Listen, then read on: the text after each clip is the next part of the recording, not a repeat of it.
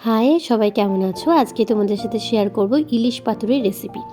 অনেক তো কলা পাতা হলো, তো এবার আমি নতুন কিছু ট্রাই করছি। এবার আমি লাউ পাতা দিয়ে রেসিপিটা তোমাদেরকে করে দেখাবো। আর কিছুই না, প্রসেস একই। তো প্রসিডিওরগুলো চলো দেখিয়ে দিই। এখানে হাফ টক দই ছিল, তো সেটা আমি নিয়ে নিয়েছি।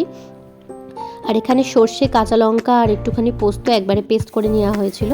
তো তারপরে এগুলো দিয়ে একেবারে মাছটা ম্যারিনেট করে রাখলাম। এর মধ্যে স্বাদ মতন নুন দেবে আর চিনি দেবে। চিনিটা এখানে আমি একদম অল্প অ্যাড করেছি, কারণ টক দই যেহেতু দিয়েছি তাই স্বাদটা ব্যালেন্স করার জন্য একটুখানি চিনি দিয়েছি। এবার কেউ যদি টক দইটা না দাও তাহলে চিনিটা স্কিপ করতে পারো।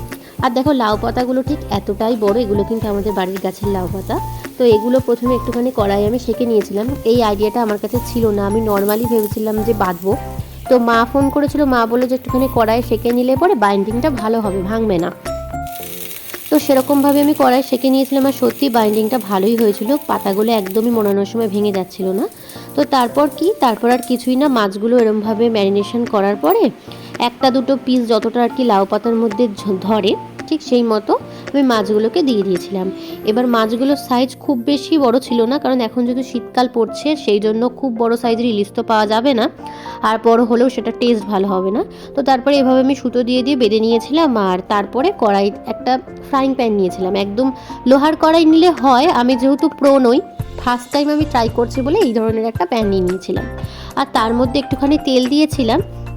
তেলটা গরম হওয়ার পরে ওই পাতাগুলোকে আস্তে আস্তে, খুব আস্তে আস্তে ভেঙে না যায়, একটুখানি সাজিয়ে দিতে হবে। আর সাজিয়ে দেওয়ার পরে কি করবে, একটুখানি রেখে দেখে নেবে যে সব কিছু ঠিকঠাক রয়েছে কিনা, বা সুতো টুতো খুলে গেছে কিনা। একটু প্রবলেম হচ্ছিল, বা সুন্দর করে সাজানো কিন্তু হয়ে গেছে। তো তারপর আর কিছুই না, একটা চাপা ঢাকা দিয়ে রেখে দেবে। আর চাপা ঢাকা দিয়ে রেখে দিয়ে মিনিমাম 10-15 মিনিট অপেক্ষা করবে, কারণ এটা ভাপে ভাপে হবে। তো 10-15 মিনিট অপেক্ষা করার পরে তারপরে ঢাকাটা খুলে তোমরা খুন্তি দিয়ে উল্টে দেবে, এবং দেখবে একটা দিক কিন্তু প্রায় ভাজা ভাজা হয়ে আসবে। এবার ওই যে জলটা বেরোবে সেই ভাপে ভাপেই কিন্তু অনেকটা সেদ্ধ হয়ে যাবে।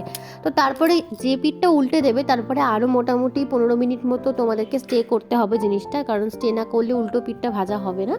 তো আমার ফাইনাল লুক আমি তোমাদের সাথে শেয়ার করলাম। তো রেসিপিটা কেমন লাগলো জানিও। কলা পাতা ফেলে দিতে হয়, তোমরা চাইলে এই পাতাটা খেয়ে নিতে পারবে, ফেলে দেওয়ার কোনো প্রশ্ন নেই। তো খুব সহজ একটা রেসিপি, ঘরোয়াভাবে করেছি, আর আমি প্রথমবার করেছিলাম, মোটামুটি ভালোই হয়েছিল। তো তোমরা ট্রাই করে অবশ্যই কমেন্টে জানিও কেমন লাগলো।